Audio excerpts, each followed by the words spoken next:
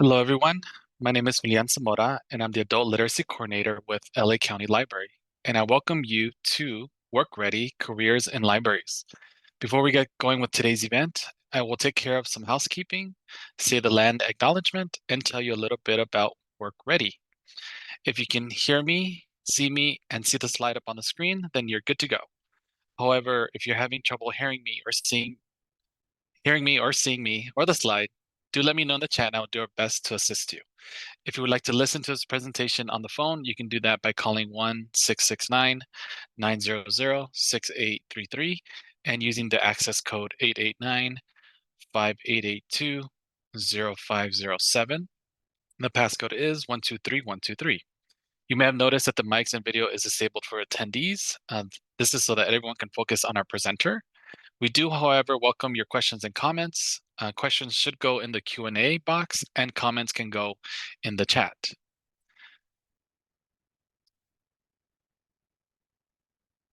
Next slide. Thank you. The County of Los Angeles recognizes that we occupy land originally and still inhabited and cared for by the Tongva, Tataviam, Serrano, Quiche, and Chumash peoples. We honor and pay respect to their elders and descendants, past, present, and emerging, as they continue their stewardship of these lands and waters. We acknowledge that settler colonization resulted in land seizure, disease, subjugation, slavery, relocation, broken promises, genocide, and multi-generational trauma. This acknowledgement demonstrates our responsibility and commitment to truth, healing, and reconciliation, and to elevating the stories, culture, and community of the original inhabitants of Los Angeles County.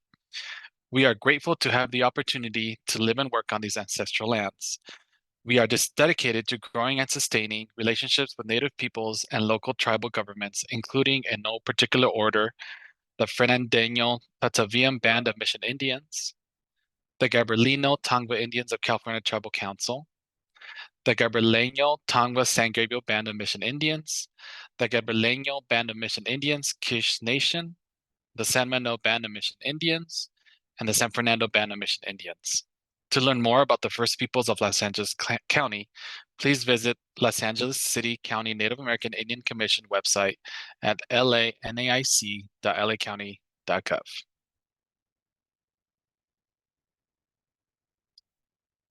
Next slide. And now I'd like to tell you about the Work Ready program. Work Ready started in December 2020 with the purpose of helping people to get a job, improve their work situation, and plan a more sustainable career path. We do that in two ways. One, we lend out laptops and Wi-Fi hotspots for 6-week loans out of 27 library locations, breaking down one barrier to applying for a job and getting online training. And two, we provide virtual events just like this one on a range of work-related topics from the basics like resumes, cover letters, and interviews, to deep dives into various careers and other subjects that help you succeed at work. And you can see over 50 of these past classes at any time by checking out the Work Ready career playlist on our YouTube channel, which I will post right now. The Work Ready program is made possible due to funds provided by the American Rescue Plan.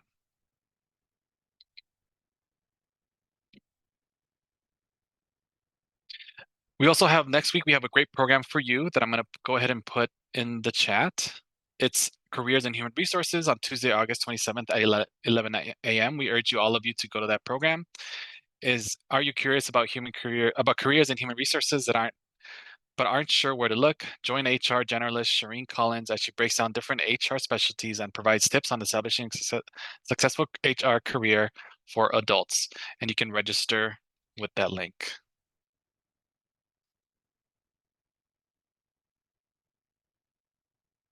Up next, I want to introduce our next guest speaker, Oleg Kagan. He is a community engagement coordinator for LA County Library. He has worked in libraries and archives in a variety of roles and locations for over 2 decades. He has published articles about libraries all over the web and is a founding editor of Every Library Media magazine, where his articles have received over 300,000 views. His book, Inspiring Library Stories, Tales of Kindness, Connection, and Community Impact, was published by Inchas Press in 2020 and has been discussed in book clubs all over the country. Oleg lives in La Crescenta, Montrose with his wife, Ashley, who's also a librarian, and two kids. Let's all welcome Oleg Hagen. Thank you so much. Thank you, Julian, for that introduction. And hello, everyone. Welcome to this program. I am just so pleased that you all are here. I've got to tell you that when we posted the program, I thought it would probably be popular because I've been talking about library careers in Work Ready kind of offhand every so often, saying, oh, it's many people's second or third career. There's various ways to get into it, and it's a very interesting job. But I wasn't expecting the sheer amount of registrations. This program, by the way, is the second most popular program we've had in Work Ready, and we've been doing these programs since December of 2020. So I'm just tickled by all of your interest and hope that I can give you what you're here for. And to that end, I wanted to ask for you to post in the chat your most pressing factor of interest. Like, why are you at this program? What information are you most interested in learning? And I'm going to look through that chat, and I can always adjust my presentation. I'm going to give you a lot of information today, but I can adjust my presentation to specifically focus on some of those questions that you may have. And of course, we do have that Q&A at the very end, and we're going to spend a lot of time answering your questions, especially the ones that aren't covered in the presentation. So if you want to go over to the chat, you can post your questions. I'm going to read a few of them out just because some of you may have similar questions and similar areas of interest when it comes to library careers. So the first one, do I need master's degree to work in libraries? Getting into working in libraries without having a library specific degree. Let's see. Yeah, so a lot of people are interested in like what education you need to work in libraries. What position to start to gain experience? Yes, we'll be covering that for sure. Job opportunities, the possible career change. Would like to get basic information to see if it's possible, what's possible. And I'll give you various career paths to get into librarianship and the many possibilities within the field of library work. Let's see. I love books and reading. That's good. I think this is a career that I would enjoy. What options do I have with just my BA? Okay, it's a fair question. What is the best way to transition from secondary teacher to a librarian? I think that question will be generally covered. Oh, this is great. You guys have so many great questions, and I think that I'll cover a lot of where to find job openings. I can tell you that. Older laid off part-time jobs. Yes, libraries have some of those. All right. Yes, we have all of these great questions. Do all California counties have the same employment criteria as LA County? They do not. Different counties have different employment criteria. So I can answer that question right now. All right, let me go ahead and bring, does age matter? No, age does not matter. Libraries have people of all ages and you'll find that if you go to libraries, you see the people behind the desk, young, old, older, oldest, youngest, all the different age groups are covered. Let me go ahead and bring up my PowerPoint presentation, and I'll get right into answering all these questions for you. All right. So let me just see if we still have, yeah, we still have question. What level of tech acumen is needed? That's a fantastic question. And I think that's the kind of question that I might want to cover in the Q&A, but I think throughout the presentation, you'll also get a sense of the kind of tech you might need to work in libraries. Okay, well, this is great. All right, let's get into our presentation. So you're here, Work Ready, careers in libraries. Welcome. As Julian mentioned in the introduction, I've been working in libraries for quite a long time. My wife is a librarian as well. We're a library family. And so I'm excited that you're interested in this career. I've worked in archives at the Pacifica Radio Archives right out of library school from an internship. And then I've worked at the Moore Park City Library. I've worked for Los Angeles Public Library, the city library, as a library page or a messenger clerk in the city. I'll tell you what that is coming up. And now I've been with the county for the last upwards of 14 years. sounds like a lot when I say it. I've been in different positions. I've worked in different libraries from Lancaster to West Hollywood to Lomita to Topanga, all of these different places. And if any of you folks out there from the Antelope Valley, hello, hello, people in the South Bay, hello, people in the San Gabriel Valley, hello, wherever you are. So here's what we're going to be covering today. I have the program description written on the left side here, and I've got some of the questions and types of information that I'm going to cover today. And like I mentioned before, we really have a lot of information to cover. I'm going to get pretty deep into kind of the categories of library work and give you some specific examples of what you might be doing on a daily basis if you get a certain type of librarian position. I'm going to be giving you the flavors of librarianship because there, as you may or may not know, there are many different kinds of librarians. And the kind of librarian you might want to be will depend on your personality, on the characteristics you're looking for in a job, your work values, if you will. So by the end of this presentation, I hope that you're much more informed about library work, but also where you might fit in to the kind of the world of libraries. So let's start at the very top, the kind of the general category of what librarianship is. So librarianship fits under the category of GLAM careers. It's fun to say, GLAM. GLAM stands for Gallery, Library, Archive, and Museum. And this general category of careers comes together this way because in each of these roles, you're focused on the three items on this slide. Libraries, galleries, archives, and museums all are centered around managing collections. So you don't have a gallery, a library, an archive, or a museum if you don't have some sort of collection. What do you do with these collections? You organize them, you store them. The collection might be physical, or as is very common now, a collection might be digital.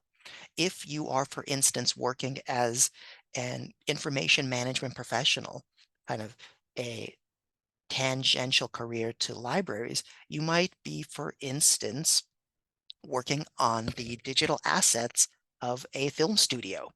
And so there are similar characteristics and skills that you would need be being a librarian and being in that other position. And the degree, Master of Library and Information Science, is the same. So you're going to be organizing information in the various media that it kind of the mediums that it comes in. And then of course, depending on the job, you may be involved more or less in facilitating public access. So at the library, of course, the idea in a public library especially is clear. You're going to be at a service desk. You're going to be showing people where items are. You're going to be helping them find information on the web. You're going to be facilitating access. But even if you work in an archive, the idea is similar. You're spending a lot more time on managing the collections and organizing the information, creating the metadata, which is the technical term for the information about the item that you have. And then there's going to be researchers and students and members of the public coming to you to gain access to your information. And you're going to be the guru, knowing what is in your archive and helping these researchers find the information that is relevant to them. So let's drill a little bit deeper now into libraries, because of course we could spend time talking about galleries, archives, and museums as well, and we will a little bit. But let's talk about the different types of libraries that there are, because when you're considering a career in the library world, one of the ways to break it down is by type of library. There are three different types of libraries and then various subsets underneath those types of libraries. The first one, what we all know and think about most of the time when we think about libraries, is public libraries. How do we define public libraries kind of in a technical way? Well, public libraries are, number one, municipally funded. So they're funded by city governments, county governments. Typically, libraries are supported by public funds. So it's might be property taxes, might be from the general fund. Every library is funded a little bit differently, but they're all from governments.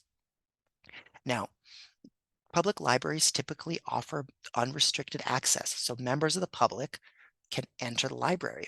And that can be a positive thing, that can be a challenge of the public library. We serve a very diverse user base. And so public libraries often have the challenge of being everything to everybody, where some of the other libraries that I'm going to be covering have a more focused target audience, and therefore the services they offer end up being more focused. The image I have here is the town library in Petersburg, New Hampshire. This is one of the very first public libraries in the world, and you can access that. I believe that it was the 1830s, the 1820s when this library first opened. Now, one of the public types of public libraries that we don't often hear about, so many people know about city libraries, like the City of Los Angeles Public Library, like the City of Commerce Public Library, Inglewood Public Library, Santa Monica Public Library. These are all specifically city libraries. And many people know about county libraries, like LA County Library, like Riverside Library, like Kern County Library. Counties tend to be a vast kind of interconnected structure of city libraries that contract with the county to run their library, and then unincorporated areas like Topanga, where I used to work, which is not any city, it's just an area of LA County. There are also two other types of libraries that we may not think about. Library districts, like Palos Verdes Library District in Altadena, are where a group of people, whether it's a group of people within multiple cities, like in Palos Verdes, come together to pool their tax support for a public library. And then also there are private libraries. And by that, I mean there are private companies that run public libraries. Cities will enter into a contract with a private firm to run their library. That is less common, but is also out there. And working for one of those organizations is a lot more like working for a private company rather than a public company. And the application process might be different. We'll get into that later on in the presentation. Academic libraries focus on serving a student and faculty and staff of universities. And so, as you can imagine, the target audience will determine the kind of items that they purchase, the kind of services that they offer, the databases, for instance, that they give folks access to will be specific to what a university might need. And if a university is focused on only specific areas, their library will probably also be focused on that specific area. The kind of classes that they offer in those libraries will focus on research and information literacy in ways that are distinct from what a public library might offer the general public. And then we have the special libraries. And this is something that many people don't know about. And if you don't know about special libraries, I'm turning you onto this information because this might be the career for you. Special libraries are fascinating just because their vast amount of possible tracks that exist within special libraries is just really astounding. So a special library is a library that doesn't fit within the public library because it's not municipally funded typically, and is not at a university. It is not at a school either. Academic libraries also have like elementary school libraries underneath them. Special libraries could be a church library. It could be a library at a law firm. It could be a monastery library, like you see the image here from the Strahov Monastery. Usually the library, I mean, it could be like a union guild could have its own library and will hire a librarian. And then that librarian will build a collection specifically focused on that audience. And it's you become an expert at what this specific group needs, and the services you offer are really tailored towards that very unique audience. So this is an area of librarianship that, depending on your personality, might fit you. And we'll talk a little bit more about that in a bit. So now let's get into the types of jobs that you might find in a library. I mentioned in the description of this program that we're going to be breaking down myths of libraries. And I have a slide all the way at the end where I just have a list of myths that we're just going to topple. But one of the ones that I can topple right now is that not everyone who works in a library is a librarian. Indeed, there are many roles that exist within a library besides a librarian. So here are some of these roles. I'm going to go down this table, and then this presentation is going to be shared with you. So you're going to be able to watch this again on YouTube, and you also get access to these slides. And so while I'm talking fast here, and you may not be able to cover everything, if you're madly taking notes, you will be able to review this later. So worry not. So we're going to start at the very top in the very much entry level positions. So the entry level positions, typically in public libraries particularly, also in libraries in general, would be the people who put away the books, the pages, as they're called, very interestingly, because in the past they used to be paged to go and retrieve items. They're called pages, or in the city they're called MCs or messenger clerks. And some libraries are also called shelvers. And it makes sense they're called shelvers because they tend to shelve the books. They're the people who put away the items. And they also sometimes work at public desks doing the simple clerical tasks. The next level would be the paraprofessionals. So pages would also fit under paraprofessionals, but paraprofessionals more focus on the folks that are doing the specific public service at the desks, and also doing the clerical tasks of processing the books, sometimes supervising the staff beneath them. So in the county library, in the LA County Library, the library assistant would be the one who's supervising the pages, and the library associates. Library associates and like clerk typists at other library systems would be the people who are doing the checking in and checking out of books, answer basic questions. So this is the kind of job that you might, if you're just interested in getting a taste of library service, you might try to apply for a page position or a library associate. Or if you have already some experience doing customer service or library related work, then you could apply for like a library assistant, or in the City of Los Angeles Public Library, an admin clerk position. Some of those designations also fit with people working behind the scenes that don't do public service, and that would be within technical services, which I'm going to talk about a little bit in the future. Moving forward, we've got the kind of professional level positions.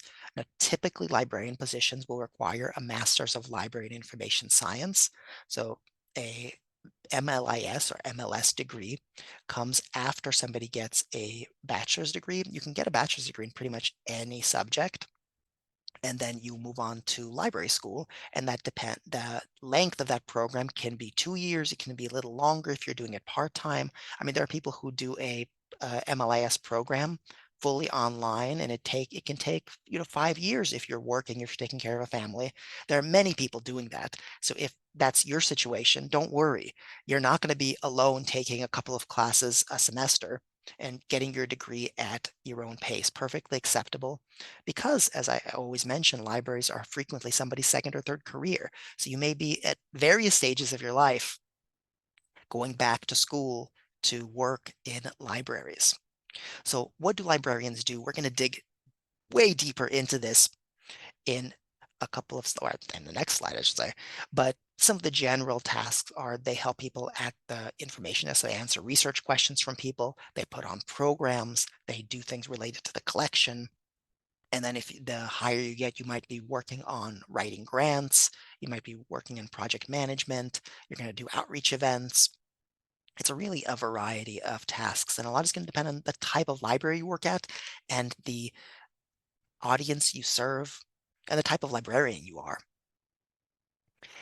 Moving on from librarian, we got folks in administration. Typically, librarians move on to being in administration, but if you're not a librarian, there are some libraries that will hire directors and other administrators from other fields, as long as they have related experience. So what is an administrator in the library context? You might be a regional administrator, department head. So in a smaller library system where there's just one library, then you might be a department head. You might be heading the youth services department. You might be heading the adult services. You might be heading technical services, where you're dealing with processing items, the computers, the IT, that sort of thing.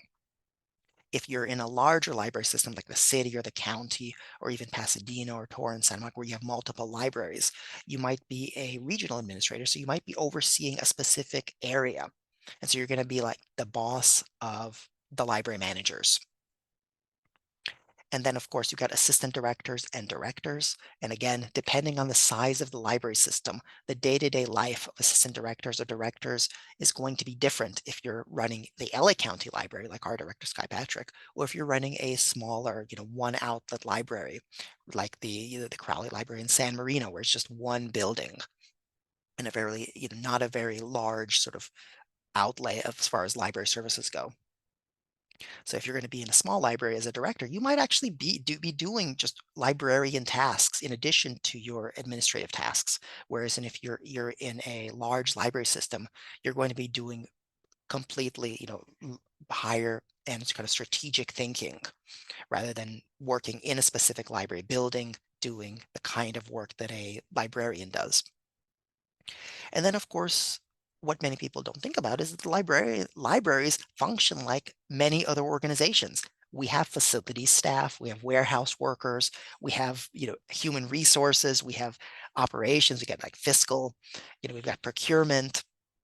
Libraries need all of those people in order to be able to run. So even if you're not interested in specifically library work, or if you think you're interested in after this presentation, you're like, no, no, no, no. You might work in a marketing department of a library telling the public about library services.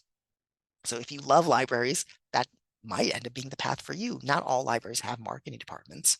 Some libraries just have a single marketing professional doing all of their work, and some libraries don't have any at all.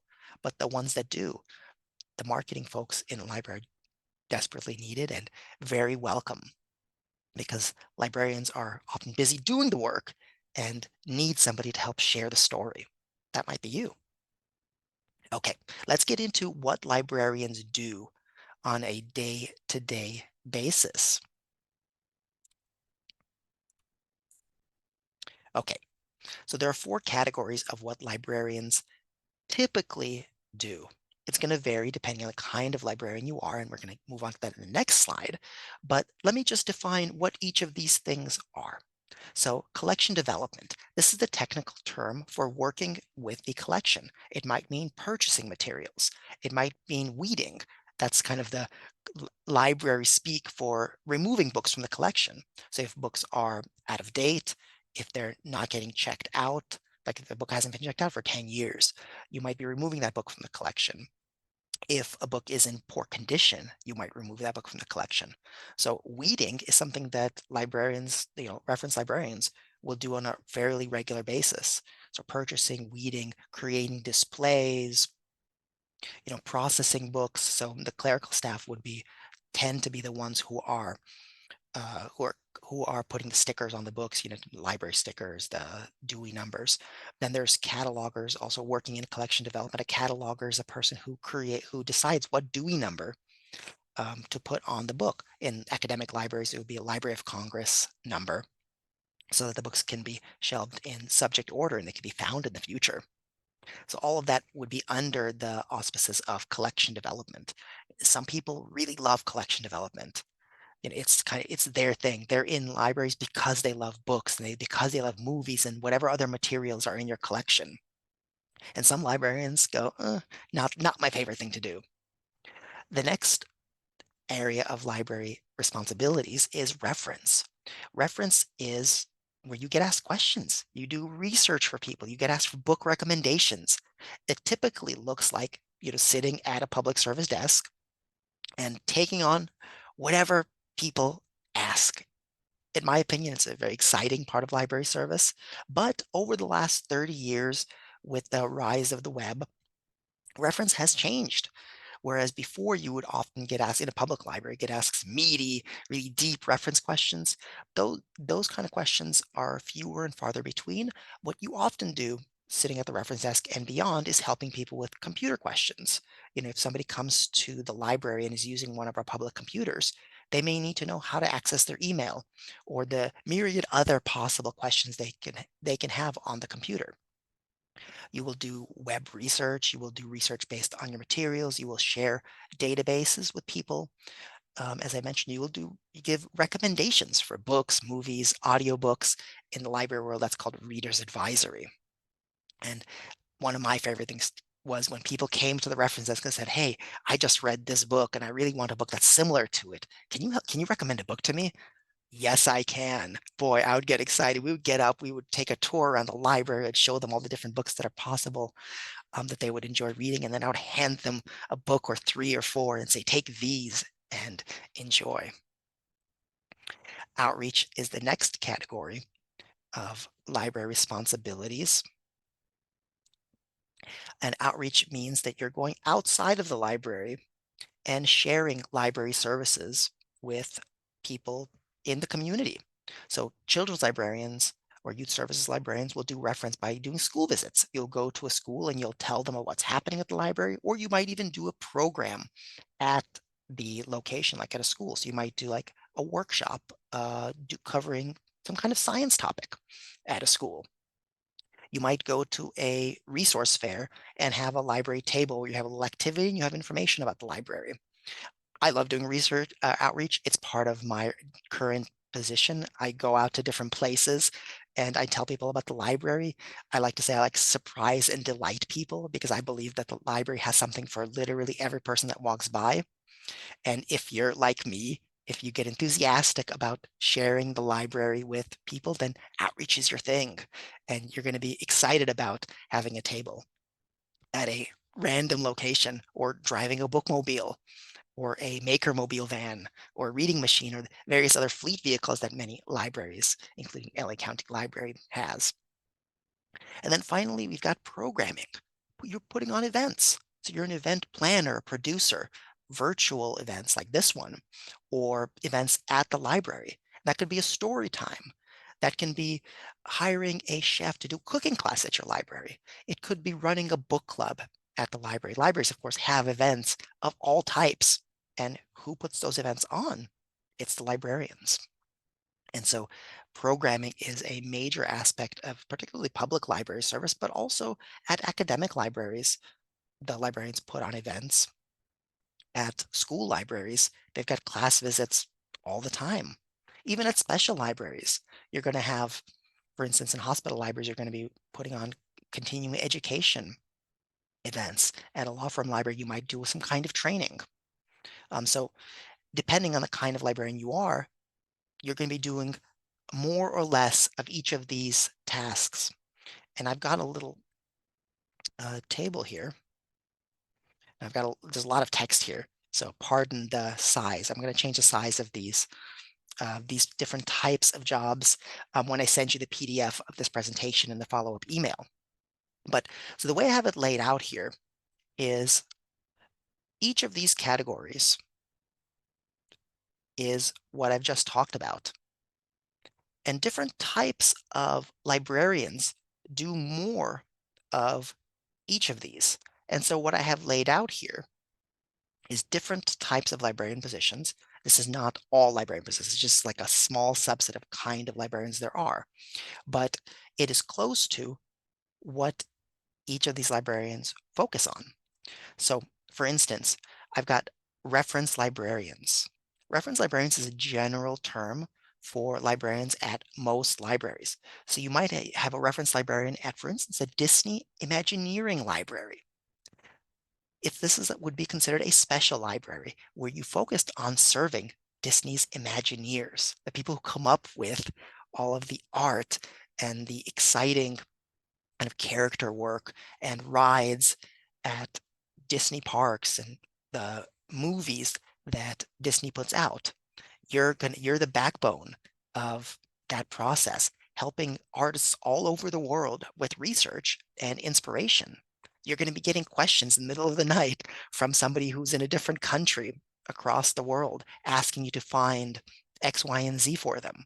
You might be putting on displays to create inspiration for the Imagineers. If you're a reference librarian, you might also be working at a rural public library. So this is a library that's the hub of the community. It might be just one room, and it's the only library within a huge vicinity. You're going to know all of the people living in town and probably the surrounding towns. You're going to know what's going on in their lives and also what they like to read. You might be a community college librarian, an academic library. You're going to assist in the research of students who are non-traditional students.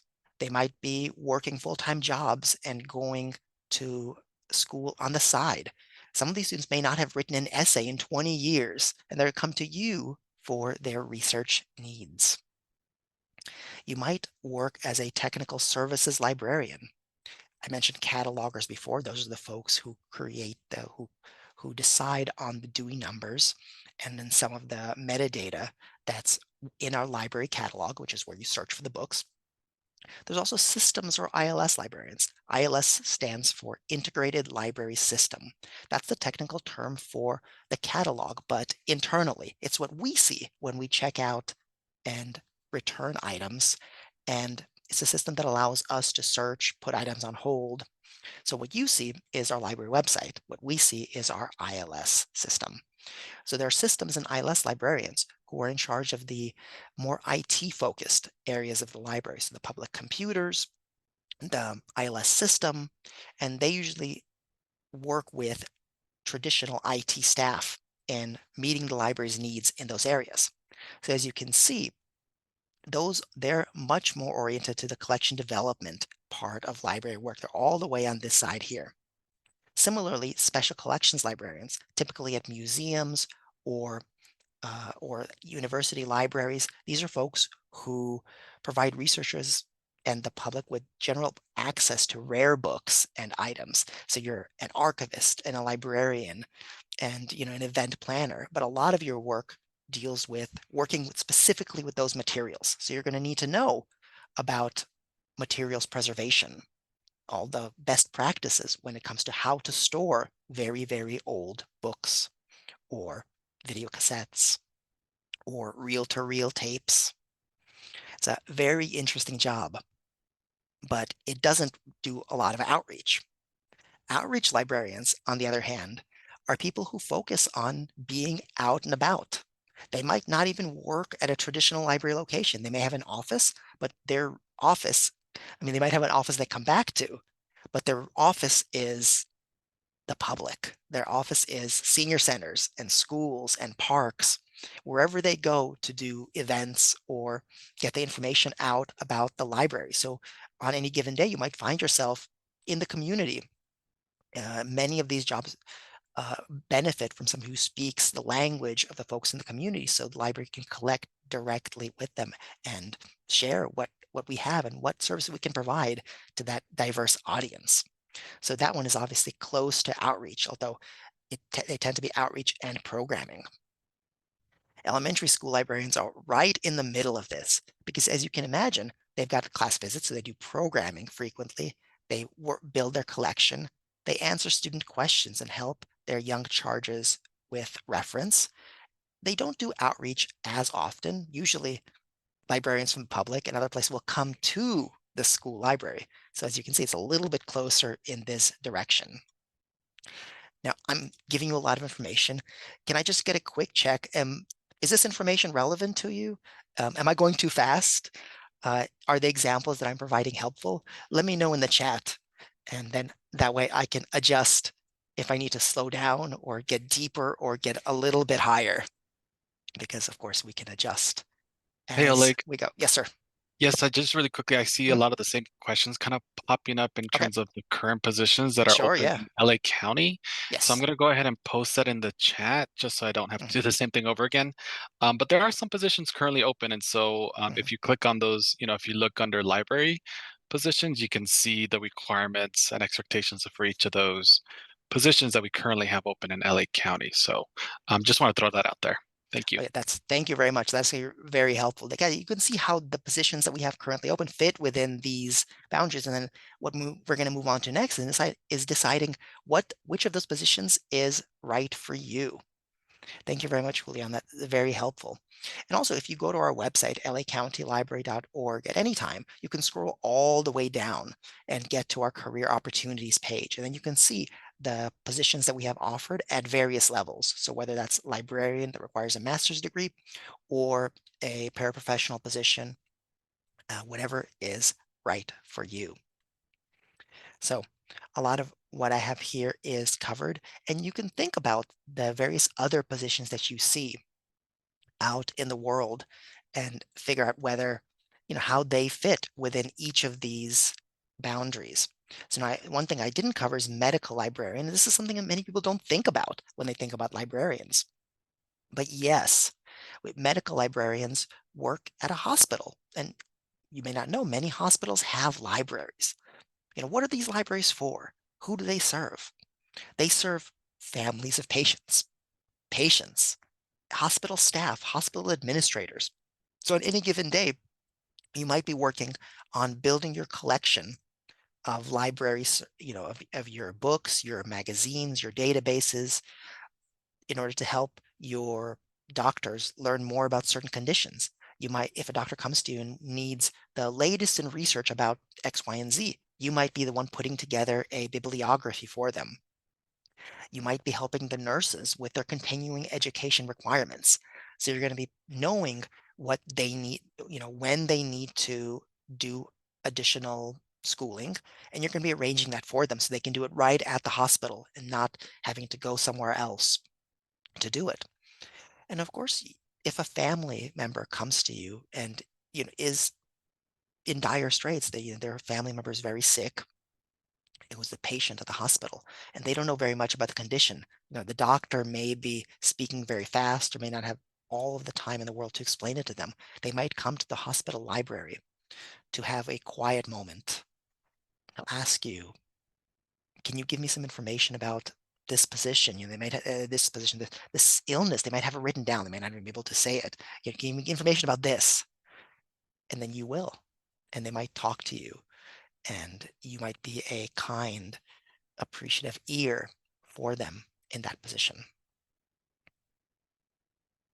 So that might be the position for you. What I'm saying might be very exciting to you, to be both the kind of the cerebral brain of the hospital, but also the calm listening ear of the hospital. Let's talk about what positions in the library might be right for you. And it really depends on how you carry yourself and what skills you have and what skills you're willing to develop. For many people, though, what they really want to know is how much money do library workers make?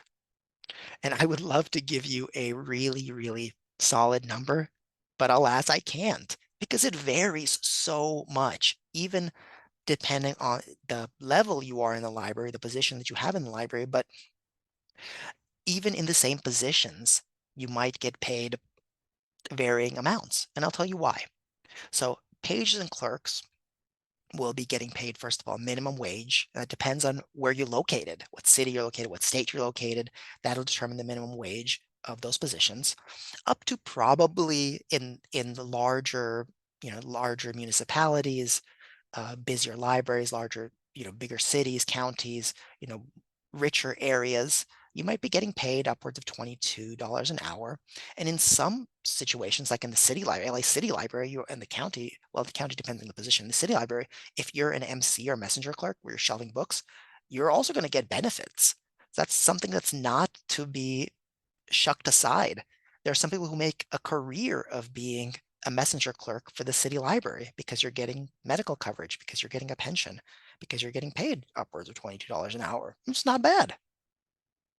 When you move up a notch to library assistant or like admin clerk, the kind of supervisory clerical position, the upward kind of mobility of the amount of money you're getting paid goes up. So you're going to be getting paid more. You also potentially will be getting benefits. Of course, inside library systems, in rural libraries, you might still be getting paid minimum wage, and you might be doing the job of a librarian. For librarians, again, it also varies. The average provided by the Occupational Outlook Handbook, which takes the average of all the librarian jobs in the United States, is about $64,000 a year.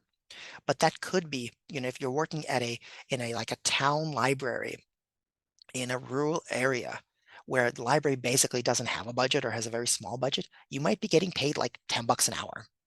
You might not need a master's degree to work at a library. That the town might not care if their librarian has a master's degree.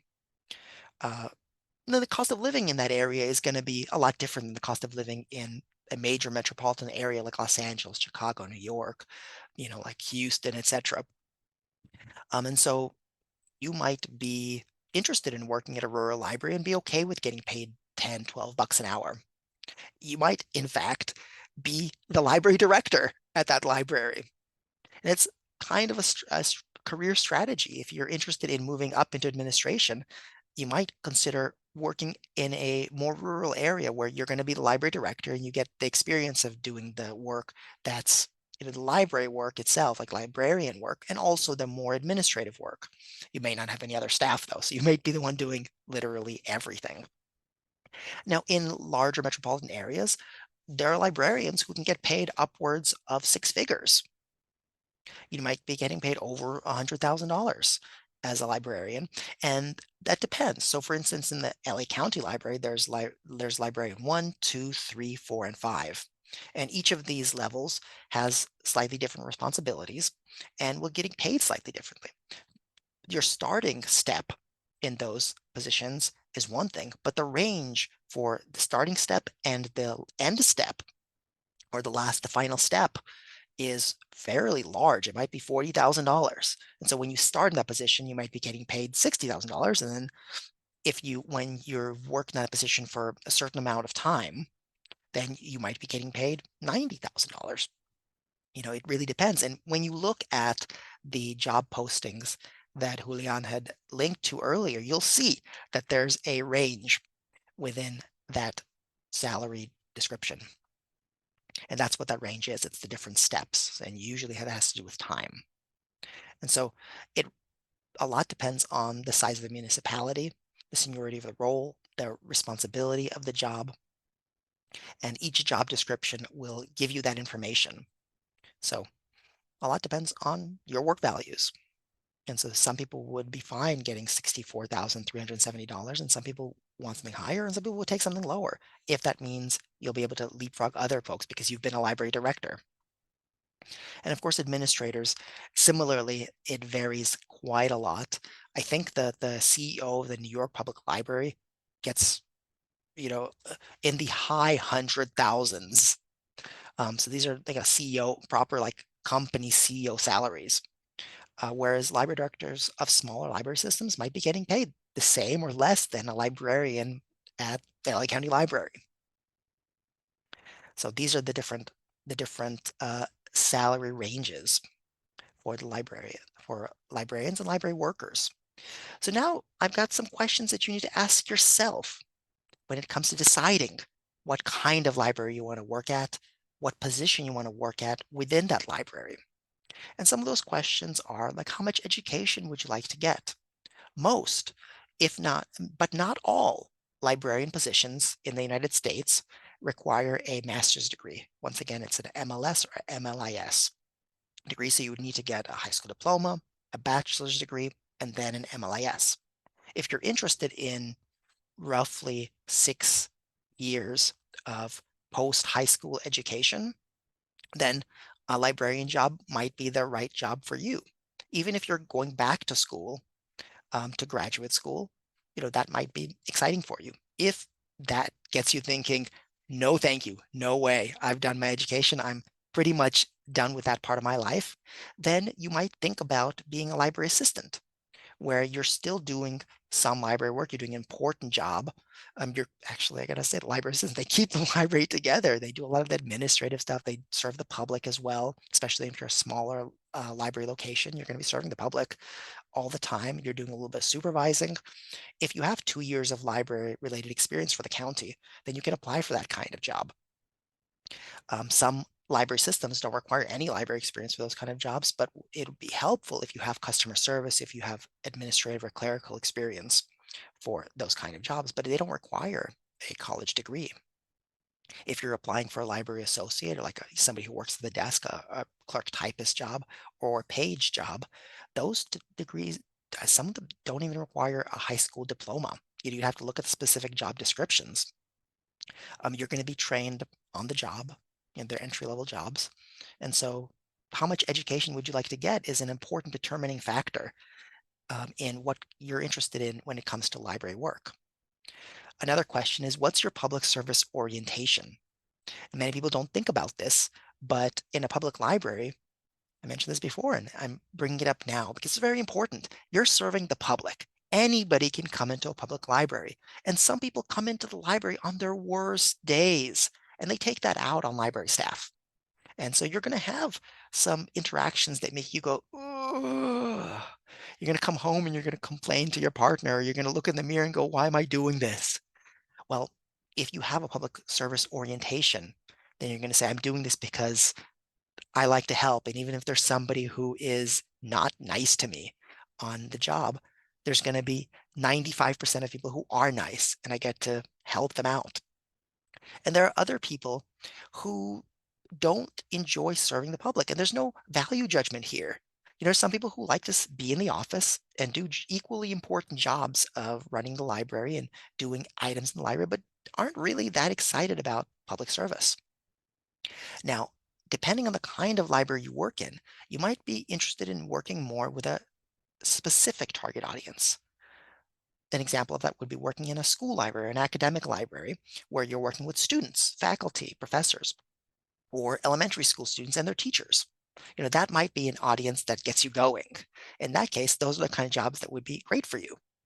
Even in a public library, you have librarians that focus on adult services, teens, and youth services. And so if you are somebody who really loves kids, a youth services position in a public library may be the right one for you. But again, anybody can come into the library, so you're not just going to be serving the youth. Whereas at a university, you're probably mainly going to be serving your target audience. And that's even more specific at a special library, because if you're at a law firm, you're really going to be working with the people who work at that law firm. If you like to work with lawyers, paralegals, etc., at a law firm, that audience is for you. And if you like a more back office job, think about archives. Archives, you're doing less public service, you're doing a lot more work in the office with materials. They're quieter jobs, typically, not always. Um, who are you able to serve? So do you have the ability? Do you have as the young people say, do you have the riz to serve kids? Not everybody does. Not everybody enjoys serving kids. Is this an ability that you have? Is this a capacity that you have? Do you have the capacity to serve students? Now, I mentioned education before. If you're working at an academic library, a lot of those academic library jobs require multiple degrees. So you're going to have to get your MLIS, and you might need a master's degree in another topic because you're going to be the liaison for like the psychology department. And so you're really going to have to know the field of psychology and have to be able to help the students and the professors and understand them at their own level. So do you have the capacity to serve those folks? So what your skills are is important. I mentioned there's a question at the very beginning, what kind of tech acumen do you need to work in a library? And I would say that you need to have at least, intermediate computer skills at this point, no matter which library you work at, because most libraries, you're going to be on the computer a lot of your day. You're going to be doing email, you're going to be doing, some kind of group chat like Microsoft Teams. You're going to be using the calendar software, like whether it's Microsoft or whatever. So you're going to have to be able to do that. You're going to be typing things on Microsoft Word. You're going to be communicating with people using that kind of software. You're going to be doing web searches. So if you have trouble doing research on the web, that's going to make doing a library job difficult for you, particularly if you're a librarian. If you're working in a paraprofessional role, you're going to be using the ILS, the integrated library system, our back end of the catalog. You're going to be, yeah, you're going to be on the computer a lot. So if that is a challenge for you, then you might either get some additional training or consider a role that's less computer oriented. The exception to that would be if you're a library page position. That position is primarily doing physical tasks. So you're doing a lot of standing, you're doing a lot of stooping, bending, picking up books, putting them on the shelf, other materials like that. The next question, is money important to you? So librarians don't earn bad salaries. It's not bad at all. There are also part-time librarian positions. There are, if you're working in a rural library, of course, in a big library system, it is, it varies. Directors get paid a lot more sometimes. So the money aspect is crucial if you're interested in like a stockbroker salary. If you're interested in learning, like six figures and more than six figures, library world is not the right world for you. But if you're interested in a living wage, sometimes higher than a living wage, then you're going to find your place in the library world. I talked about technology. I kind of jumped the gun here. Are you comfortable with technology? Technically, I mean, you should be comfortable with at least some level of technology. Depending on the job, you may require more knowledge of technology. And sometimes there'll be training, and sometimes you're going to have to actually, teach yourself how to use software. And so that's something that you might consider. Are you able to learn quickly? And then the final question is, do you have managerial ambitions? You don't have to. You can be a reference librarian for your whole career. Many people are. But people who do have managerial ambitions do have a slightly different career path. You're going to be trying to gain different skills and demonstrate different skills on the ground. And you can be a library director if you want to be. There are libraries all over the country, and there are libraries in the greater LA area. There's probably 40 different library systems. And so each of those library systems has a director, has department heads, has administrative positions. So there's places for you to go if that's what you're interested in doing. Let's move forward here. Jump back a slide. So I have this circle here once again because your level of shyness, how deep you're interested in getting into a topic, and various other personality characteristics will depend on where you are in this circle. So my position, community engagement coordinator, puts me right in here. And as you can see, I'm not shy talking in front of a lot of people. We have 399 people currently in this session, and I'm not shy talking in front of 399 people. I love outreach. I love programming. I don't love collection development as much. So being in my position, I get to be all the way over here. As I mentioned, if you want to be an elementary school librarian, you're going to be right in the middle. You want to have some kind of appreciation for at least these three areas. And so you're going to have to be a little bit extroverted because you're going to be dealing with little kids. And if you're very, very shy, that's going to be a little challenging. If you are shy and you like to work in the back office, you're going to be somewhere in this area. So consider each of these areas and where you might fit in these areas. Moving on to the application process. So you've asked yourself those questions. You might be thinking now, where am I interested in going? I might want to be a university librarian. I want to be a children's librarian at a public library. I want to work for Disney. They have several libraries. I want to work in a nonprofit organization as their, information manager. What is the application process for each of these areas? Now, again, just like with salaries, just like with many of the things I've been talking about during this presentation, it really varies. There's no one answer to each, but there are some general trends. So for instance, if you're applying at a university library, the process tends to be fairly long. You might have to travel to that library. Now you might be on Zoom, but the interviews tend to last a very long time. When I've interviewed for university libraries, at least the one time I did, it was a day-long interview. I literally got there at 8 o'clock in the morning. I spoke to everybody who worked at that library. There was like interviews, like many interviews all in one day. I finished the interview at 8 o'clock in the evening. They dropped me off by my car. I was like, whoo, this was a lot of fun, but man, I was tired. My voice was gone. There are some academic library interviews that are like that. You're going to be on all day, and then they're going to take a really long time to decide whether they're going to hire you, because they're going to be doing these kind of interviews for multiple people. And so the staff needs to be available for all of those. And then it's very important that an academic library is really deliberate about their decision when it comes to hiring, because in some academic libraries, the librarians are also tenure track positions. So you're going to be writing articles. You're going to be trying to meet certain criteria to get tenure. And just like with professors, once you get tenure, it's very difficult for the library to do any, to fire you essentially. And so they need to be very careful about who they hire. And so they take a long time to do that. Not all academic libraries, but many academic libraries do take a long time. So you need to be considerate of that, consider that within your job search. Public libraries would be like applying to a typical government job. You're going to apply on the website. You probably aren't going to need, especially big public libraries, you aren't going to need a cover letter. You just input your information. You can attach your resume. But because there's so many people applying, it's going to be a much more structured application process and much more structured interview process. It could also potentially take a long time. You're going to be called in for an interview, then you're going to be rated. You're going to get a letter that says which band you're in, you know, kind of which level you're in, and then eventually you might be called in for another interview and then another interview.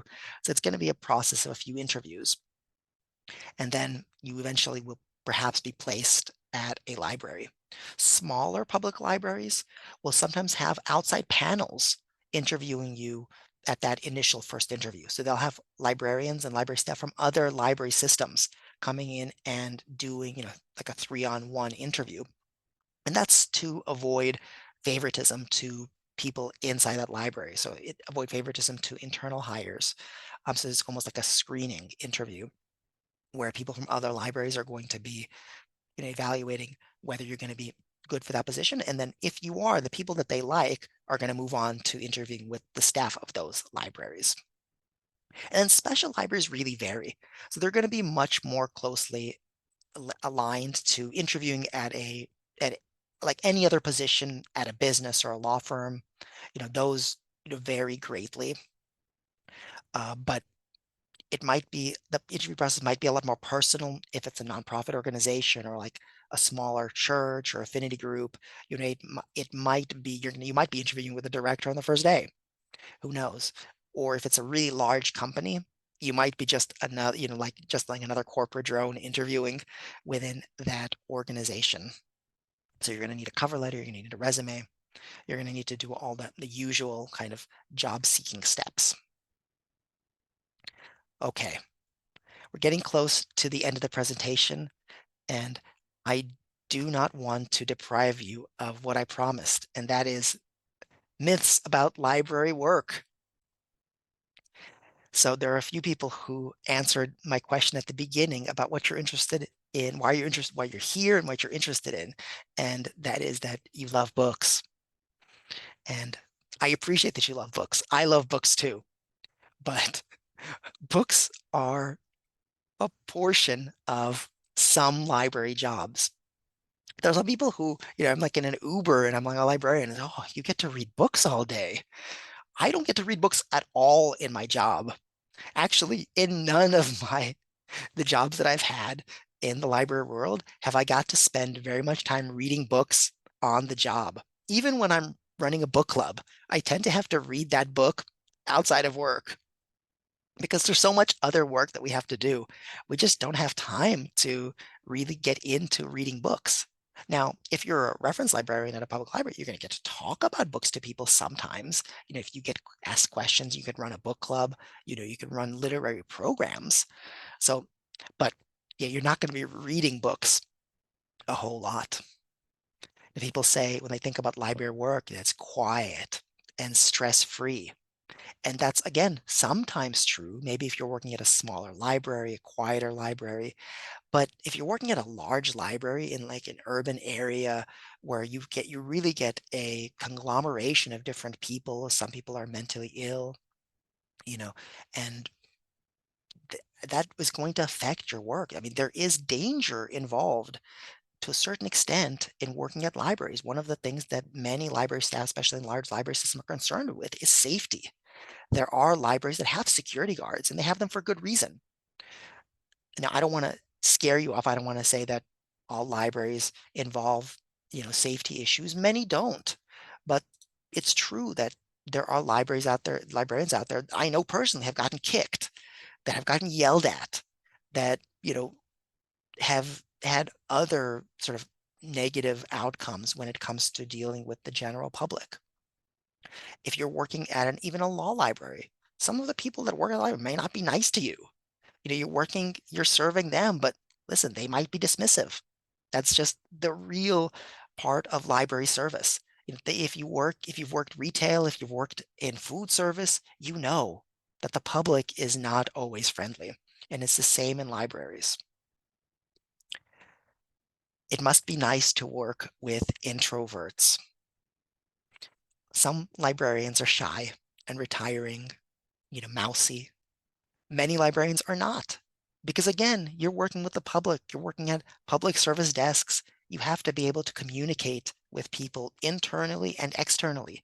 If you're putting in a lot of programs, you're going to be in front of people presenting the programs, introducing the programs. You're going to be dealing with strangers every day.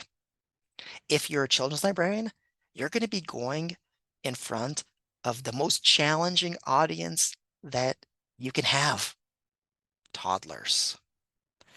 Toddlers don't fool around. If you're not entertaining, they're going to get up and walk around. They're going to scream. So if you're a youth services librarian, you need to be understanding that you're going to be working with the most difficult audience that exists. The next myth is that library work is unchanging. One of Reganathan's laws of library science is that library is a living organism. I don't know if that's technically true, depending on your definition of living, but I found in my research on library history and the library present that the library is changing all the time. The services we offer, the skills that we need, the public that we serve, communities are changing, and therefore the library is changing. What community needs are changing. And so we're developing services that are responsive to those needs. Libraries have collections that remains. How we use those collections, the services we offer based on those collections might change. Some people talked about the idea of the web making libraries obsolete. And I want to get you in on something here. The web has been around since 1990. I mean, talk about the World Wide Web, not the internet, which has been around much longer. Libraries are still here. Libraries are going to be here. But are libraries the same as they were in 1990?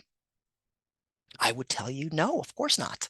I mentioned that reference has changed dramatically since the advent of the web and it becoming popular and the digital divide closing. Many people use their phones and computers to find information that they previously only were able to find at the internet by asking librarians. But libraries are still around. Libraries are changing and serving folks in whatever ways that people need. Library jobs are stable and secure. This is sometimes true. So library jobs, primarily in public libraries and other municipally funded libraries, are like other government jobs. They offer a pension. They may be more stable or secure than jobs for special libraries, at a law firm. If they need to cut librarians, they're going to cut librarians. If you're working at a large company and they need to cut librarians, they're going to cut librarians. That job is no more stable or secure than any other job at that company. And even working at a public library, a lot of our jobs are at the whims of the budget. If the economy goes down, there's a higher chance that we're going to be let go because tax revenues are down. So I would say that library jobs in public libraries may be more stable or secure than average. But for many of the other types of librarians, as I've been talking about, there's so many, that is not necessarily the case. The jobs are great. They're exciting, interesting. And there's a great variety of them, but they're not all stable and secure. Finally, you look like a librarian. Now, I've got to say this one tickles me because I like to ask, what does a librarian look like? Do I look like a librarian? Why not? Though, to be honest, librarian demographics tend to be pretty specific. Around 80% of librarians are women. 70 to 80% of librarians are white. Just over a quarter are over 55, with the average being mid to late 40s. So somebody had asked me, can you be a librarian if you're older? Yeah, you're going to be you're going to be at least a quarter of the workforce, which is just a little bit higher than the average workforce in the United States. So yeah, you're going to be working with people of all ages. But librarians look like other professionals. They say librarians are, dress conservatively, wear sensible shoes, wear glasses. And I think, well, are you talking just about like professional people? I mean, you're talking about like architects or accountants, which have, if you go to like a library conference, you're gonna find people dressed the same way as you might at an accountancy conference. Though I would say at a librarian conference, you might see more tattoos, maybe more drinking. I shouldn't say that. Let me give you two bonus myths about library work, if you don't mind. The first one is all librarians work in libraries. Not true. I mentioned the job of outreach librarians. There's also a role called embedded librarian, where you're a librarian, maybe working for a public library or a special library, and you're embedded in a community organization using your librarian skills to help that organization. If you are in a special library, you might be working at a church or a law firm or a hospital. Not all librarians work in libraries. And finally, this is addressing some of the questions that we've had here. You need a master's degree to get a job as a librarian. This is often true, but not always. There are some librarian jobs that don't require a master's degree. They tend to be in smaller library systems where it's more difficult to find a degreed librarian. They might be library systems that aren't able to pay as much because if somebody spent the time and the money to get an MLIS degree, they may need salary that's going to help them pay off their loans. But if you look, you're going to find jobs as librarians that don't require a master's degree. And if you're living in an area like Los Angeles, where library systems tend to need master degrees, get a job as a library assistant. It's a great job. You don't need a master's degree. You're going to be doing some of the same work that librarians do, depending on the library location, depending on the library system. And if you decide after that that you're interested in getting an MLIS, you can do that while you're working. And some library systems will even help defray the cost of your education. All right. We've covered a lot today, and I thank you for sticking with me during this presentation. I appreciate you commenting in the chat. I haven't been able to keep track of all of the questions. I might have to go back through the chat after the thing and see all of the responses, but I know that we've got a lot of questions coming in. Before we turn over to the questions, I did want to kind of give you a what's next section. Where do you go from here? If you found this presentation interesting, if there are topics that I've talked about that you're interested in following up about, here are some links that are helpful. The first bullet point here is organizations. These are all different organizations for various types of libraries and specific library areas. As you can see, librarians like to associate. We've got a lot of different types of associations.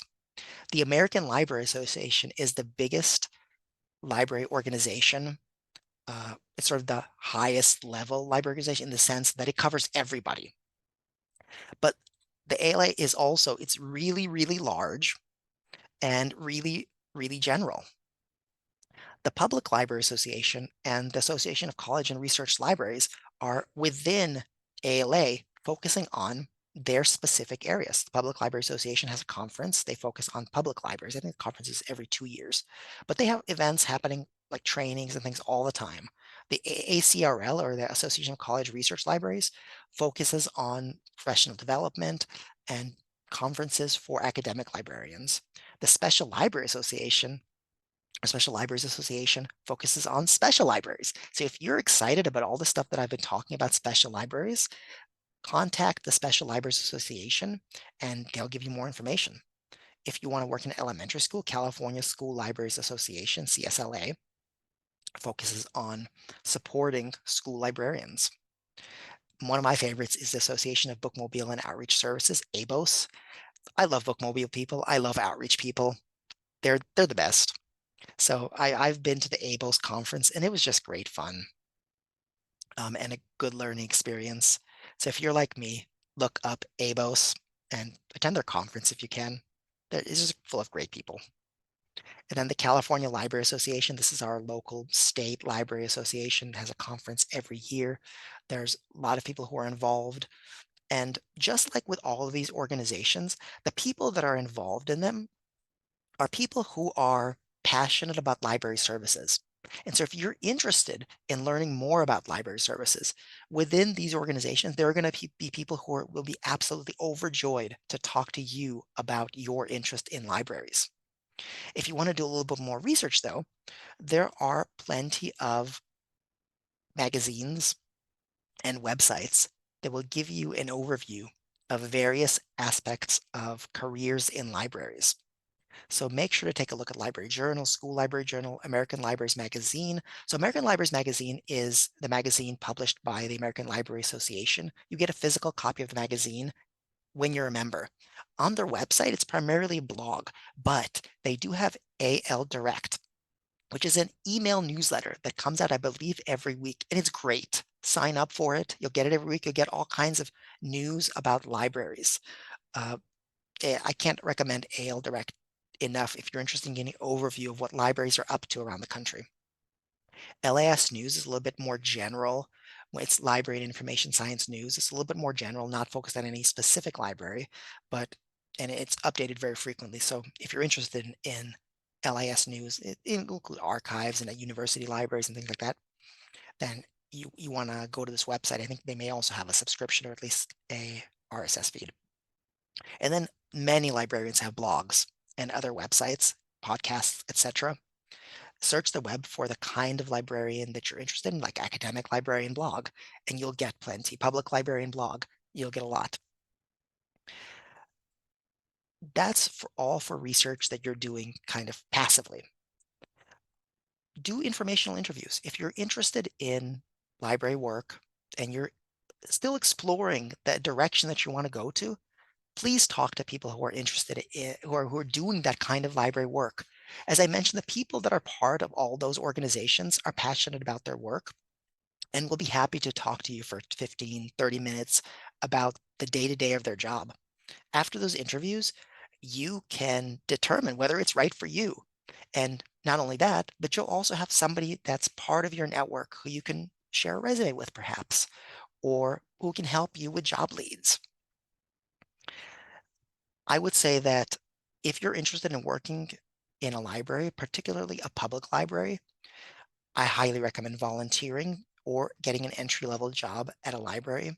Just going to library school isn't going to give you a strong sense of what working in a public library is like. I mentioned potential safety issues, working with the general public, and all of those collection development, reference, outreach, programming. It's hard to know if those things are up your alley if you've never experienced them. Plus, when you're interviewing for a librarian position, having worked in a library, you'll be able to speak directly to the responsibilities that you're going to be addressing on the job. So if you have a chance to volunteer, get an entry-level job at a library, do so. And if you're in library school already, then please do internships at the different kind of places that you'd like to work. Very, very important. You get some on-the-ground experience so that you know whether it's really the type of place that you like to work. There's few things worse than spending 2 years getting a graduate degree and then getting a job in a public library and going, whoa, this is not what I was expecting. And then having to scramble to find something else or being in a job that you just don't enjoy. So these are all suggestions for ways to avoid that kind of, like kind of buyer's remorse or educational buyer's remorse. Do your research, build your network, and be happy in the job that you get. And with that, it's time for the question and answer session. I'm here. I'm tickled to answer your questions. So if you have questions and haven't already put them in the Q&A or the chat, please do that. There is one thing that I would like to say, and that is that we're going to do our best to cover as many questions as possible. But if questions are too specific or like too long, we're just not going to be able to cover those. Just because if you're going to ask me like, what are the questions that I'm going to get at LA County Library interview? I don't know. I just don't remember. But also, it's not going to be fair if I start sharing the questions that we ask people. I can't give you the type of question that you'll get at general like library interviews, but I'm not going to be able to give you like inside information, all 300 something people here, inside information about, how to get hired somewhere. Or, if your situation is really, really specific to you, that's better as an email. You can email me and, we can talk about it, or we can get on a phone call and talk about it. But if you're going to be, I'm not going to be able to talk about it today. All right, Julian, let's get into some of these questions. Like we had a couple questions regarding MLIS degrees and whether they should get um, a specialized, to enter kind of a specialized field. Mhm. So I want to kind of get your kind of 2 cents on that. You know, Sure. essentially you can get an MLIS degree and apply for, Mhm. like, for example, being an archivist or being in a specific field. But I think having the work experience is more important, right? Especially if you don't Yes. want to define yourself to only being an archivist, librarian, and not be able to apply for other jobs. But you can essentially apply for any job if you have the Yeah. MLIS degree. Yes, Mhm. exactly. I mean, that's absolutely. I mean, you're absolutely on the right track um, with that. No, you can apply for any once you get your MLIS, you can apply for libraries, archives, museums, and the only thing that's gonna hold you back is your level of experience and skills. So if you have the experience and skills, then you're gonna be well served with the MLIS degree. One way to overcome that is that some library schools will have a specialty in archives, public libraries, etc. And so the question is it worthwhile to specialize, to select a specialty in those areas? At some library schools, you have to select a specialty. And it's going to mean you're going to take a few more classes focused on that specific thing. And if you know that that's the area that you're going to go into, then yeah, definitely choose that specialty and take more than the classes that are required. And part of the way you're going to know that is if, like I said before, you're going to do informational interviews. Even before you enter the program, you're going to do informational interviews. You're going to get a part-time job. You're going to somehow know the responsibilities of that job and if it fits for you. But you're going to have you some schools you're going to have to choose, and you choose. And if you need to make a change later, you can make a change. Careers are long. There's Thank you for that, Oleg. Greatly said. We also have some questions about um, oh, I see a lot of specific questions, especially like resume help and how to apply for jobs. And so Yeah, can you we can talk a we can little try bit that. about your work ready videos that you've done in the past? I Mhm, know you've done so much, and so I've been putting that link on, and mhm. I've shared the link. So do you want to talk about some of the other ones that you've Sure. done? So the resumes that you're going to be using for field library applications are going to be very similar to most other resumes. The resume basics are going to suit you well in the library world. Cover letter basics are going to suit you well in the library world. And to that end, we've done numerous videos, uh, these kind of presentations on how to do resumes, how to do cover letters, and how to succeed at interviews. And so Julian has already posted a link to our YouTube channel. So I would recommend watching those resume videos, cover letter interview videos. And if you have further questions, just email. Feel free to email. We'll do our best to assist. And we're going to have other kind of programs like that on the basics in the future. So if you missed those or you just don't want to watch videos on YouTube that are an hour and a half long and aren't live, I'm with you. I understand. We're going to have live programs on those topics again in the future.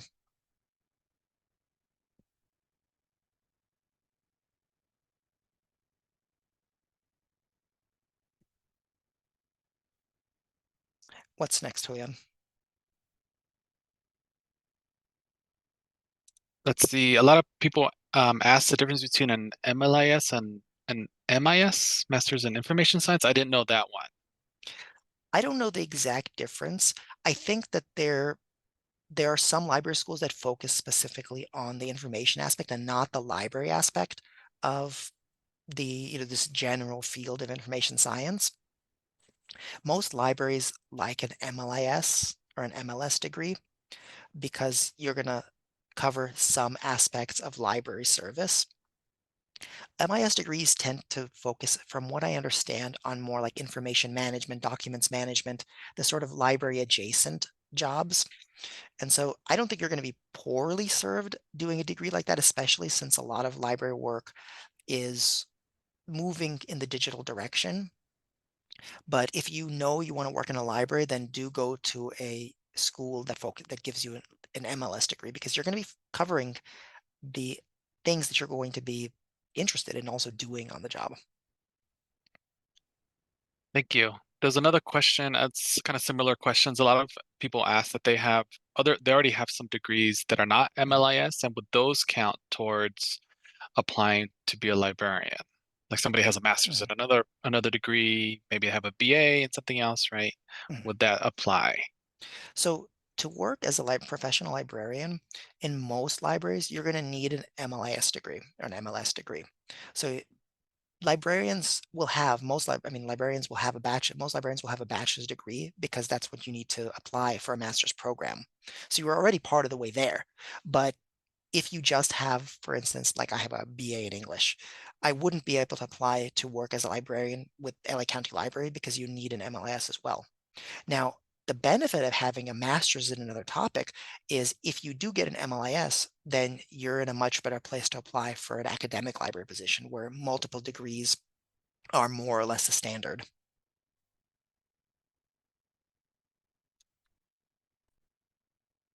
I'm getting a lot of questions about Mhm, volunteer positions. I can post the volunteer, or if anyone is interested in volunteering at your local LA County Library, we do have a volunteer coordinator who handles those requests, and those are very library specific. So if you want to volunteer at your specific library, you can always ask them directly, or you can apply kind of to the bigger system.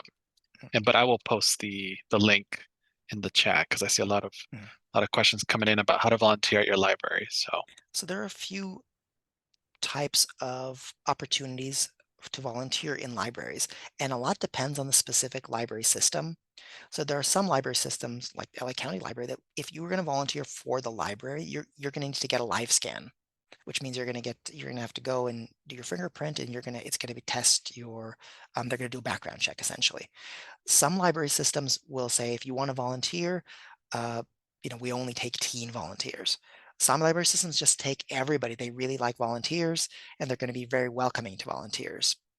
And they're not going to put up a lot of barriers for people to volunteer. So it depends on the library system.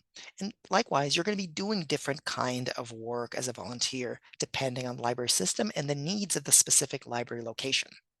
So if you already have a very strong sense of the kind of work you'd like to do as a volunteer, then you want to ask that kind of stuff up front. Am I going to be able to do X, Y, and Z during my time volunteering here? Just to cut out areas where if you're gonna come into a library and they're gonna have you like shelving books or something, and that's really not what you're interested in doing as a volunteer, then you're gonna say no, thank you, and move on to somewhere else. There's also the opportunity to volunteer with the Friends of the Library. So Friends of the Library are support groups that some libraries have that will often have like a bookstore, will put on book sales. They'll do things to fundraise for a specific library location. And so they're always looking for volunteers. They're always looking for somebody to be in the bookstore. So that's not a library job, it's library adjacent, but you're gonna get to know library staff members. You're gonna get to see libraries, firsthand, how it runs, learn about the different positions that I talked about today. So volunteering with the Friends of the Library is a also a good opportunity and typically less, depending on the library system, less red tape.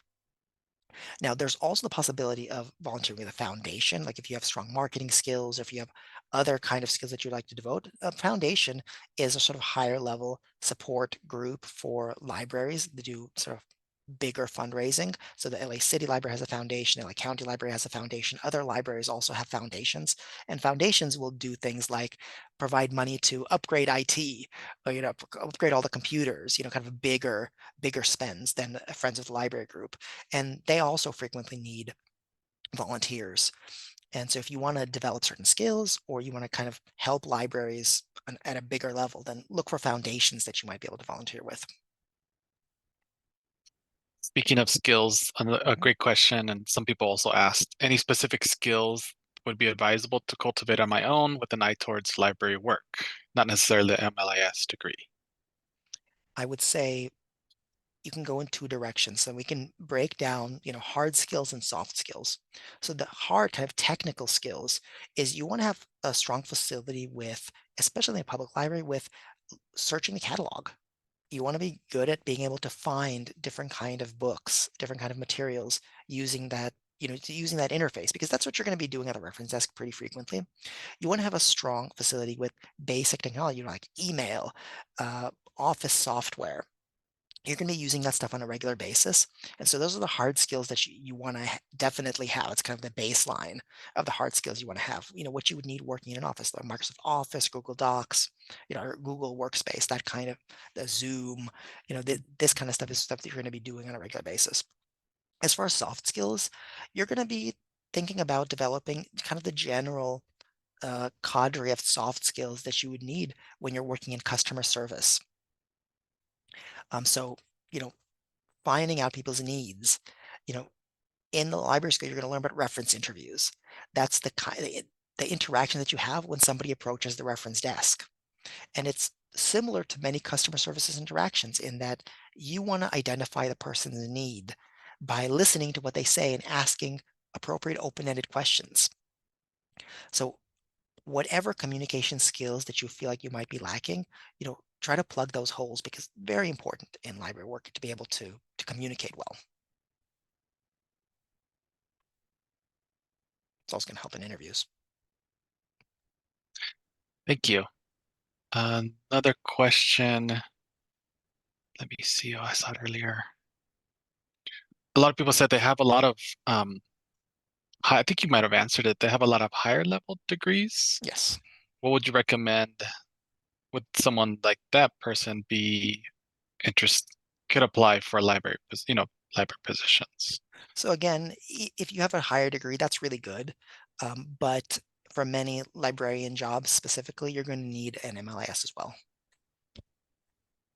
Thankfully, like I mentioned before, a lot of library schools are flexible about how you get your degree. So if you're working already, you can take a long time to get your degree, and nobody's going to look at poorly on that. Once you've graduated with your degree, you've got it. You've got it for the rest of your career. You throw that on your resume and apply. Actually, even before you finish your degree, like if you're like, I don't know, 6 months off or something from finishing your degree, you can start applying already. Just put expected graduation date, whatever, 6 months from now, and start applying because some library systems take a long time to hire. And so by the time you get your degree, that's when they're going to call you for an interview. And that's when they're going to call you for the job. So, a library degree program might be 2 years. If you finish a little bit early, it might be a year and a half. Um, 6 months, cut that 6 months off that. That's when you're going to start applying for jobs. Speaking of specific schools, what type of library school would you look at? I'm thinking of being accredited by LA would be number one. Can you Yeah, talk a little bit about that? exactly. I think you went over that.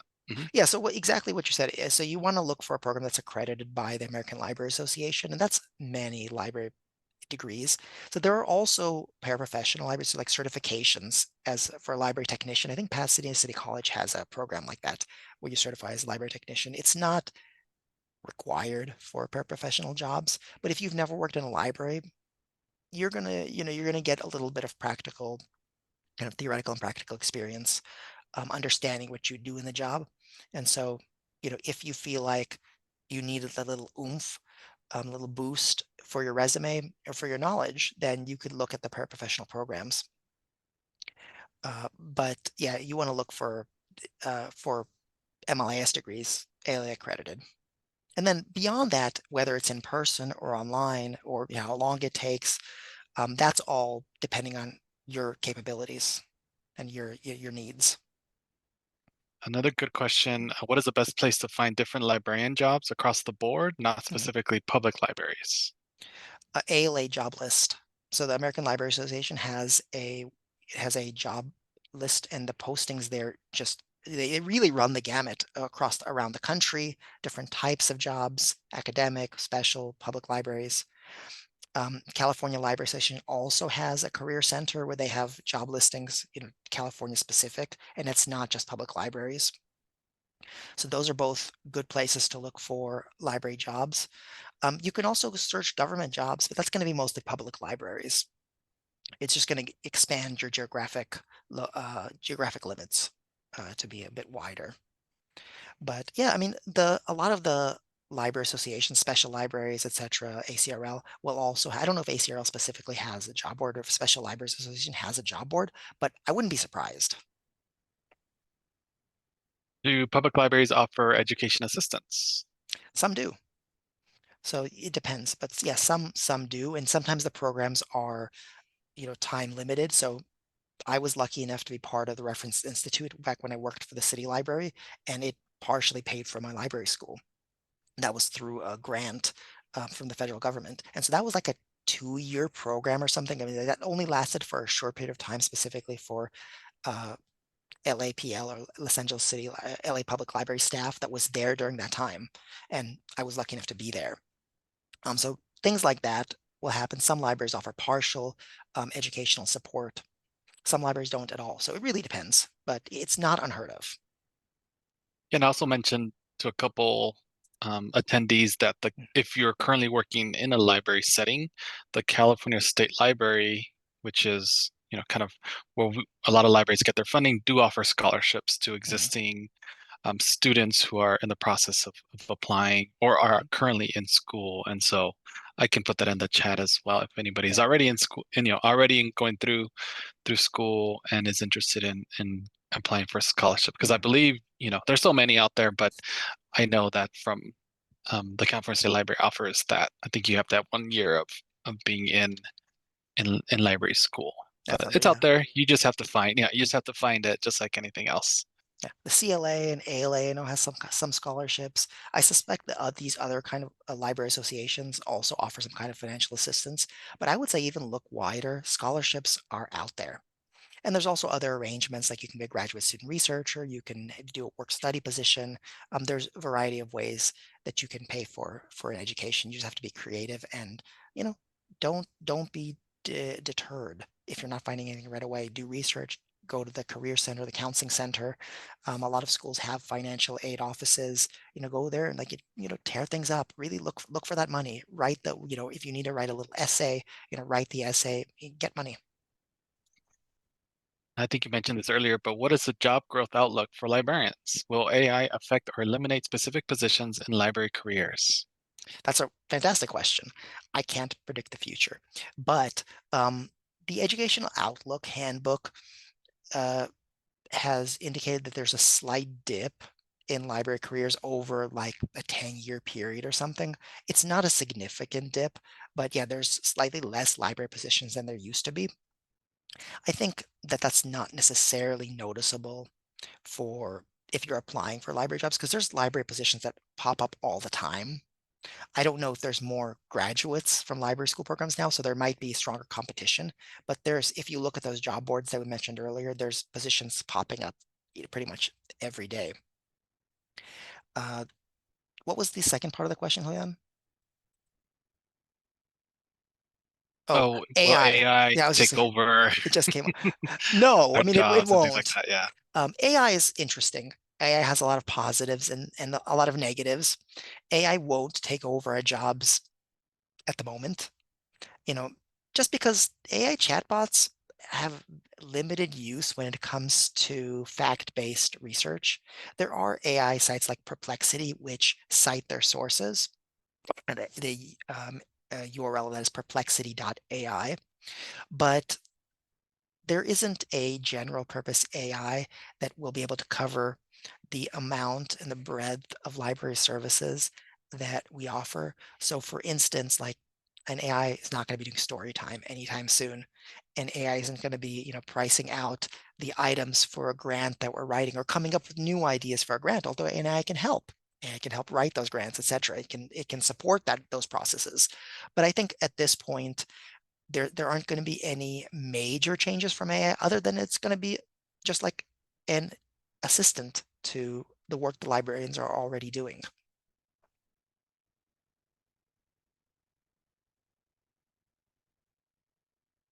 Somebody asked Reports of AI specifically. takeover are Oh, greatly yes. exaggerated. Somebody asked specifically about LA County. Mhm. Do you need to take a written assessment test and thus being placed in bands? For a librarian one position, I don't believe that there's any kind of written portion other than just the application. For some of the other positions, I believe for library assistant, I think there is a written portion. I think there's a written exam for that, but you'd have to look at the specific job descriptions for those. I haven't looked at all of them in a fairly long time, so I wouldn't be able to give you the latest information about that because they change too. So it's something that you want to read and read closely. Somebody asked a good question. Because museums handle collections and archives, to my personal knowledge, is that a type of librarianship? Would it be under the field of GLAM jobs, Yes. The, the museums? the second thing that you mentioned is correct. So GLAM, galleries, museums, libraries, and archives. So absolutely. So it's within the kind of the bigger category of GLAM jobs, and within that you've got libraries. So libraries and museums and archives and galleries all have some similarities, but they also fit within that kind of the circle. You know, museum workers, curators, and preservation specialists will be much more on that collection development side if you put it within the scope of librarian tasks. So there's definitely crossover between GLAM careers, but they're they are distinct positions and distinct career paths. If you Do work you for the rec Getty, I had a oh, picture. I'm sorry, I had a picture of the Getty in one of the slides, and the Getty has a library, and they kind of combine a museum, a library, and an archive. So working for the Getty, you might be able to get positions in all those various categories. is there a list of California schools that offer an MLIS degree? There might be. I don't have one offhand. Yeah, I didn't There, know either. yeah, Mhm. there aren't. I mean, there aren't that many. I know offhand, like USC, San Jose, UCLA, all offer library degrees. But now with so many schools offering fully online programs, you can attend a school at, you know, you can do your library degree from schools all over the country. So you're not limited geographically anymore.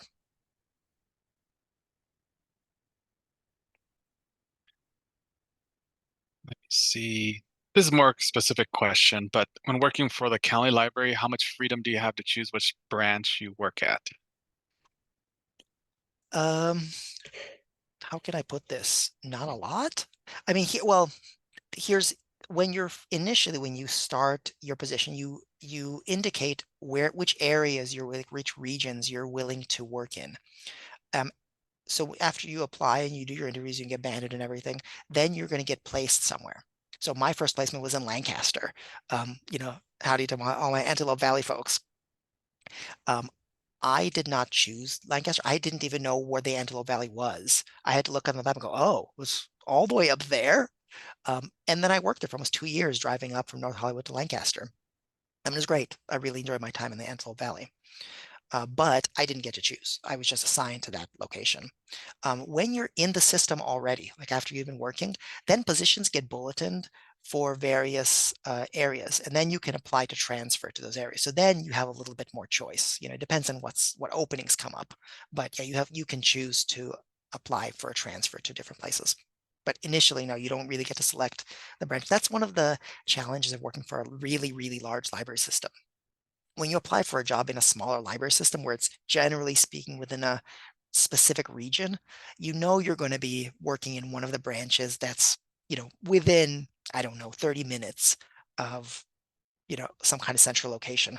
Whereas with the LA City and LA County, they're just so vast geographically that, and their needs vary so much that, yeah, you can be placed anywhere. But again, when you initially apply, you need to select the places where you're seriously able to work, or if you're not able to move. Like if you live in, Hermosa Beach or something, and you said I can work in East Region, then you get placed in Claremont. I mean, you're going to be driving from Hermosa Beach to Claremont, and if that's not something that you can do, then don't put East Region.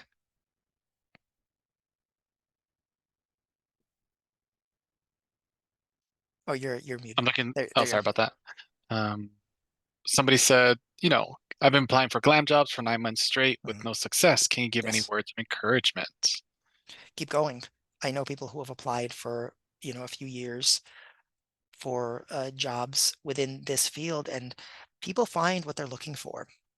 And if you are, it depends on where you're getting stuck in the application process. And this is not specific advice to GLAM fields, but if you're not getting interviews, then probably you want to look at your resume and cover letter and see if your resume and cover letters are competitive to in the positions that you're applying for. You can ask other people to proofread it or look at it, particularly people already in those jobs or in that field, to take a look at it and give you feedback on maybe you can structure things differently. Maybe you can say, explain your experience differently. And if you're getting interviews and then not getting hired, you're not getting callbacks from that, then you want to work on your interview prowess. I mean, it's not easy. None of these resumes aren't easy.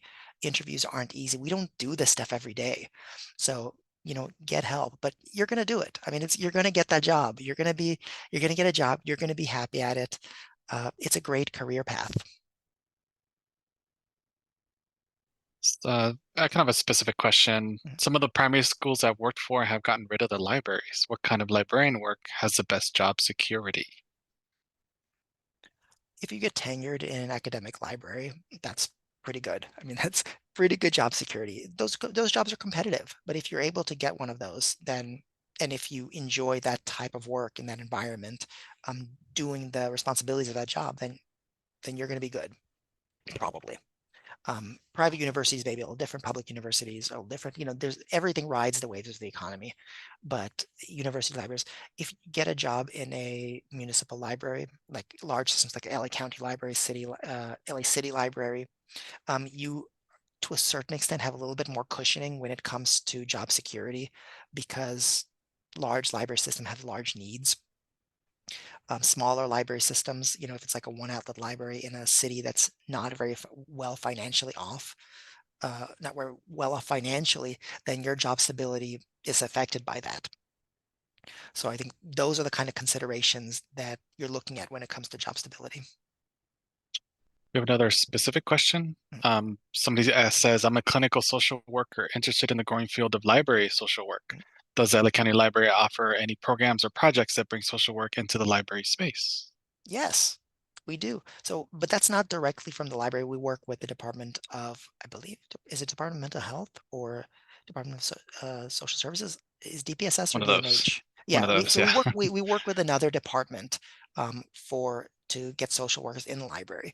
The city of Los Angeles, the LAPL also has social workers in their library. And again, I don't know if they come from the library department or they come from another city department. But this is something that's happening more and more at libraries, particularly large library systems who have access to either the funding or adjacent departments that have the cadre of social workers that they can draw on. So I would say look at if you're willing to move around, look at the different library systems, large library systems like New York Public Library, metropolitan library systems.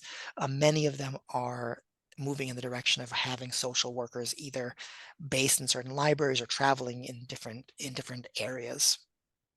Some of them are social workers that work with the public. Some of them are social workers that work specifically with the staff. Yeah, this question was submitted a while Mhm. back. Yeah. Is there on-site job training at libraries, or are there places to Mhm. acquire the skills necessary to qualify for a library position? It depends on the job.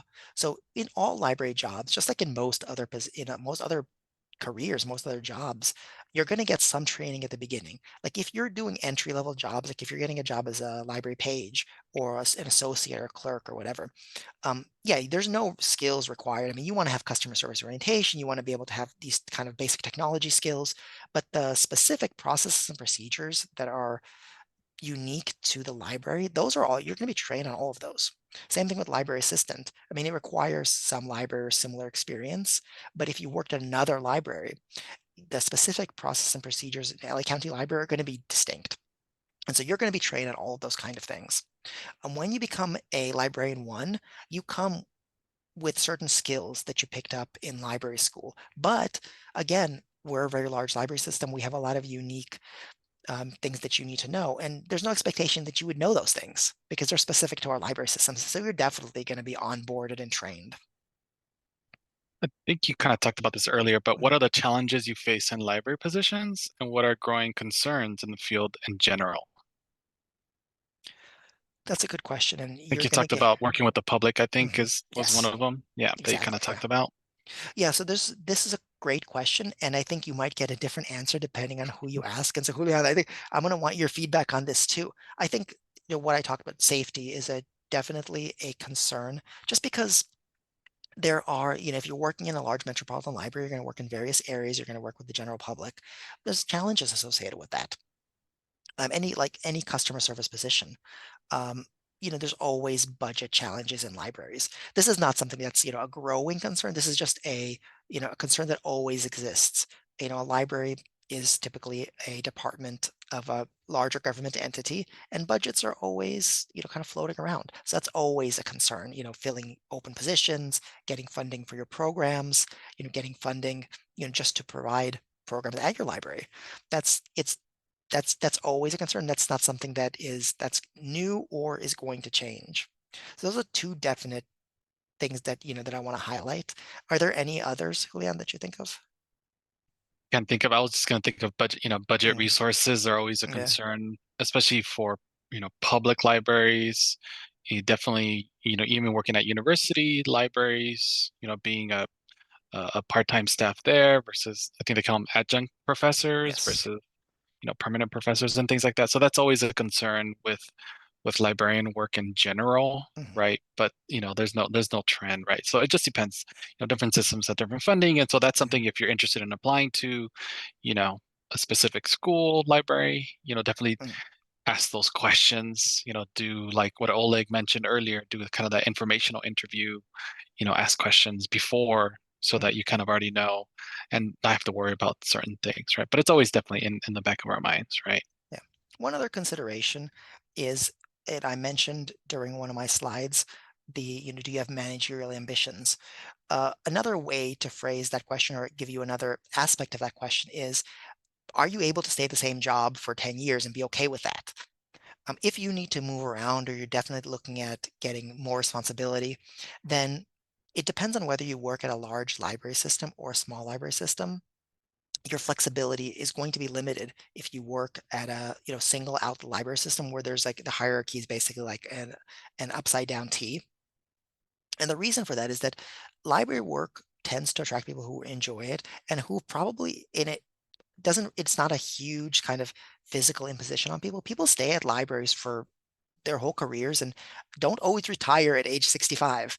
You know, they there might be. And so what I'm trying to say is that when you work at a smaller library system, your path upwards is going to depend highly on the mobility of the people above you. And if the people above you aren't getting ready to move on, then you're not going to have any place to go necessarily. And so that's something to consider when you're depending on where you're looking for a position. In the LA County Library, it's a very large library system. LA City Library, large library system. You might be able to do transfer laterally, but once you get to certain points, it's the same. It's like a pyramid. There are less positions available um, to progress, and people stay in their positions for a very long time because it's uh, you get certain stability. You're used to a job. You get paid pretty well, and so that's also a consideration.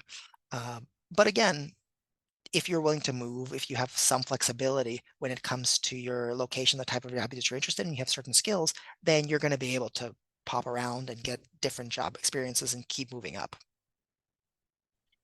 There's a easy question. What are the different librarian levels? You talked about some of the Uh, non-librarian levels. What are some of mm. the librarian levels? Those depend on the different library systems. I can tell you approximately what they look like in the county library.